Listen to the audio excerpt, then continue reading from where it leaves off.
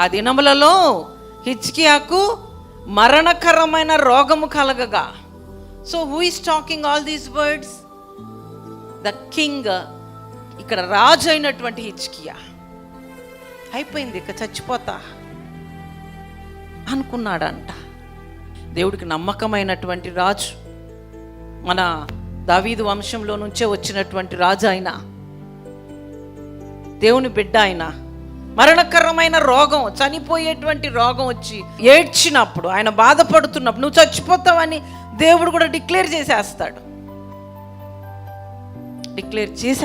దేవుడు. ఎవరి ద్వారా? యెషయా అయిన ప్రవక్త అయిన యెషయా ద్వారా వెళ్ళి చెప్పు, హిజ్కియా చనిపోబోతున్నాడు. నేను ఇక్కడ యోనా గురించి, హిజ్కియా గురించి చెప్తున్నా. మరణంలోకి ఆల్మోస్ట్ వెళ్ళిపోయాడు యోనా. హిజ్కియానేమో నువ్వు చనిపోబోతున్నావు అని కూడా డిక్లేర్ చేశాడు దేవుడు. కానీ వెంటనే హిజ్కియా దాన్ని ఆమోదించుకోలేదు, దాన్ని యాక్సెప్ట్ చేయలా. భీతి నొంది, నేను నీకు కనబడకుండా నేను నాశనమైతే అనుకుంటుని, అయినను నేను నీకు మొర్రపెట్టగా.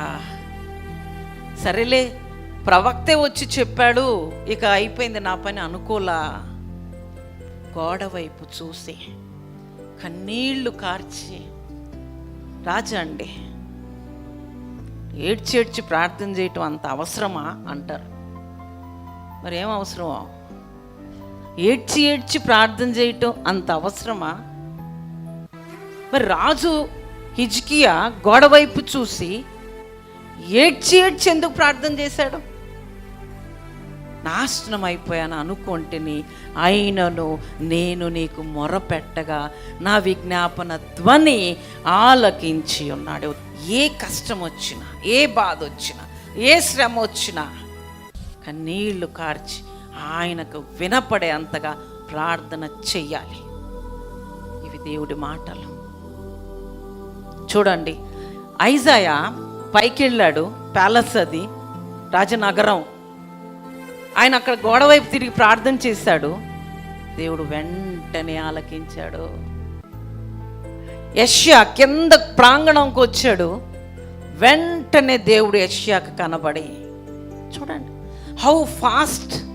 నాకు అనిపిస్తుంది, even the sound cannot, waves cannot go so fast అనిపిస్తుంది. మనం మాట్లాడేటువంటి ఈ మాటల ధ్వని అంత ఫాస్ట్గా వెళ్తుందా? విండ్ అంత ఫాస్ట్గా వెళ్తుందా?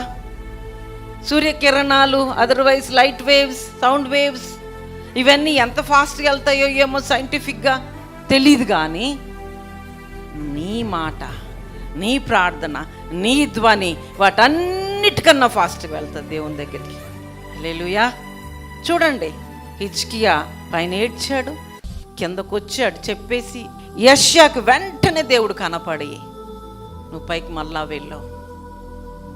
ఏం చేశాడు? అయ్యా, ఈలాగు సెలవిచ్చాను, నీవు తిరిగి హిజ్కియా యొద్దకు పోయి అతనితో ఇట్లనుమో, నీ పితరుడైన దావీదునకు దేవుడైన యెహోవా సెలవిచ్చినది ఏమనగా, నీవు కన్నీళ్లు విడుచుట చూచితిని. ఏ విడుచుట చూశాడంటే దేవుడు? కన్నీళ్ళు.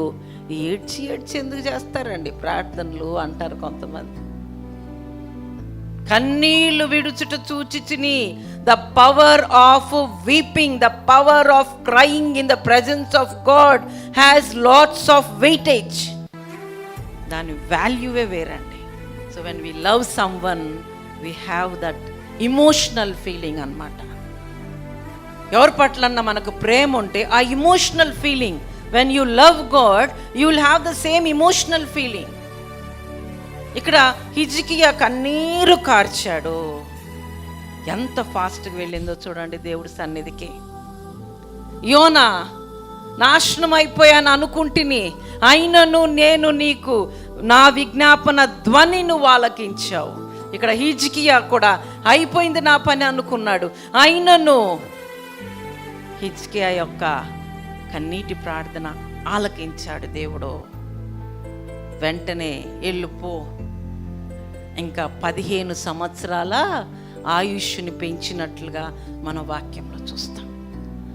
ఆయనకి వెనకాల మరణకరమైన రోగం ఇవాటి భాషలో దాన్ని క్యాన్సర్ అంట. హెర్బల్ ట్రీట్మెంట్ అండి. అంజూరపు ఆకులు తీసుకొచ్చి ఆయనకి పెట్టి వైద్యం చేసినప్పుడు హిజ్కియా మరొక 15 ఏళ్ళు బ్రతికాడు. అలాగే ఎప్పుడైతే యోనా మొరపెట్టుకున్నాడో దేవుడు విన్నాడో వెంటనే ఆ సొర చేపకి ఆజ్ఞాపించాడు. ఏమండి, చేపలు ఆయన మాటలు వింటున్నాయి, ఆకాశ పక్షులు ఆయన మాటలు వింటున్నాయి, కాకులకు ఆజ్ఞాపిస్తే కాకులు వింటున్నాయి, కాకులు వింటాయి, కాకుల ఆహారాన్ని తీసుకెళ్ళాయి ప్రవక్తకి. మరి నువ్వు వింటున్నావా?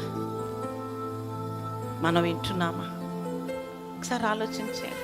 Animals are obeying God. దేవుడు ఆనాడు నోవా కాలంలో యానిమల్స్కి శాసించి పోండి మీరు అందరూ ఓడలేకెళ్ళి బ్రతకండి అంటే అవి లైన్ కట్టిల్లాయి. ఇవాళ ఎంతమంది రండి దేవుని సన్నిధికి, దేవుని యొక్క రాకడ సమీపముగా ఉంది, మారు మనసు పొందండి అంటే పిచ్చోడు అంటున్నారే తప్ప వస్తున్నారా? సో మనిషి మాట వినంది పక్షులు వింటున్నాయి.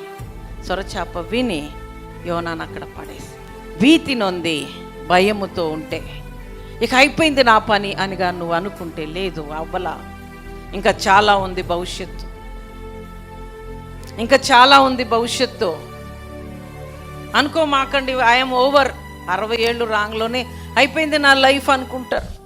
సంఘముగా ఈ మందిరంలో మీకు దేవుడు ఇస్తున్నటువంటి ధైర్యం, నెవర్ ఎవర్ థింక్ ఇక నా పని అయిపోయింది, ఇది చేయలేను, అది చేయలేను, రిటైర్ అయిపోయాను.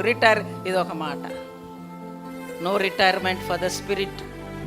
So be strong. అండ్ దేవుని వైపు ఎప్పుడైతే మనం చూస్తామో ఆయన మన వైపు చూస్తాడు. మీరు అనుకున్నవన్నీ దేవుడు సఫలపరుస్తాడు.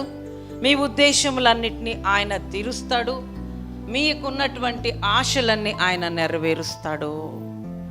కాబట్టి ఆయన వైపు చూసి మీ విజ్ఞాపన ధ్వని ఆయన ఆలకించువాడుగా ఉన్నాడు. కాబట్టి ఆ ధ్వనిని ఆయనకు వినిపించండి.